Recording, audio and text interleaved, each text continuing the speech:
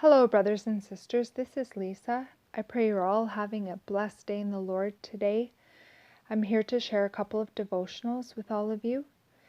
The first one is titled Overwhelming Forgiveness, and these were posted November 10th, 2019.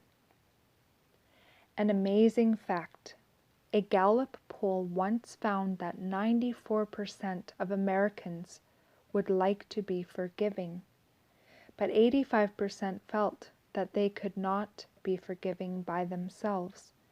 In order to forgive, they needed help from God or something outside themselves. Why do most people find it so hard to forgive? Maybe it has something to do with pride. If someone has wounded our feelings, it doesn't seem fair to forgive them quickly and easily. Let them suffer guilt. Let them grovel. Then maybe we'll consider it. Aren't we glad God doesn't treat us that way when we do something wrong? According to Psalm 103, He doesn't deal with us or punish us in the way our sins deserve. It says His mercy is as high as the heavens.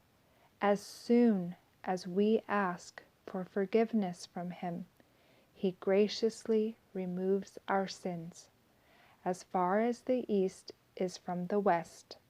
And that's in verse 12. Jesus said, "And whenever you stand praying, if you have anything against anyone, forgive him, that your Father in heaven may also forgive you your trespasses." Mark 11, verse 25. The Bible is plain on this subject. We can't be forgiven unless we are willing to forgive. Recognizing the undeserved, overwhelming forgiveness we receive every day from God should spark deep gratitude in our hearts and make it easier to extend forgiveness to those who have offended us.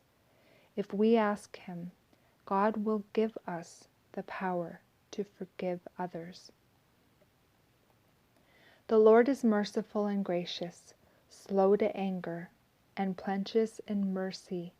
He will not always chide, neither will He keep His anger forever. He hath not dealt with us after our sins, nor rewarded us according to our iniquities. For as the heaven is high above the earth, so great is His mercy toward them that fear Him. As far as the east is from the west, so far hath He removed our transgressions from us. Psalms 103, verses 8 through 12. And that's the end of the first devotional, and the second one is titled, The Perils of the Cities. The sinners in Zion are afraid. Fearfulness hath surprised the hypocrites.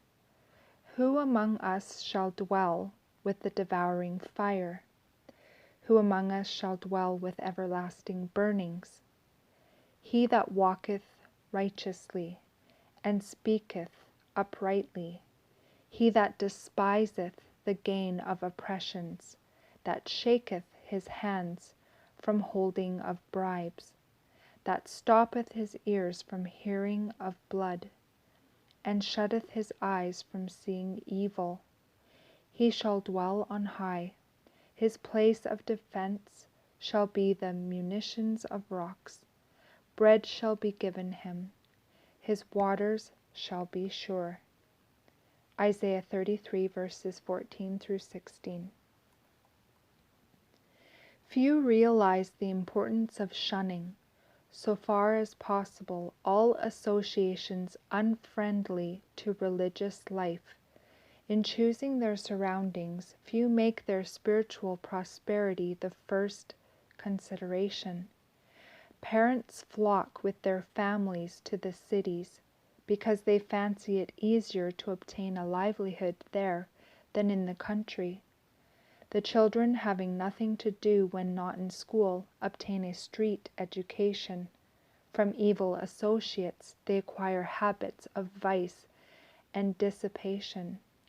The parents see all this, but it will require a sacrifice to correct their error, and they stay where they are until Satan gains full control of their children.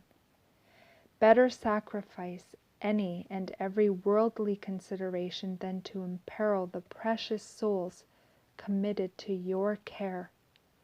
They will be assailed by temptations and should be taught to meet them. It is your duty to cut off every influence, to break up every habit, to sunder every tie that keeps you from the most free, open, and hearty committal of yourselves and your family to God. Instead of the crowded city, seek some retired situation where your children will be, so far as possible, shielded from temptation, and there train and educate them for usefulness. The prophet Ezekiel thus enumerates the causes that led to Sodom's sin and destruction: pride, fullness of bread, and abundance of idleness was in her and in her daughters. Neither did she strengthen the hands of the poor and needy. All who would escape the doom of Sodom must shun the course that brought God's judgment upon that wicked city. And that is the end of the devotionals.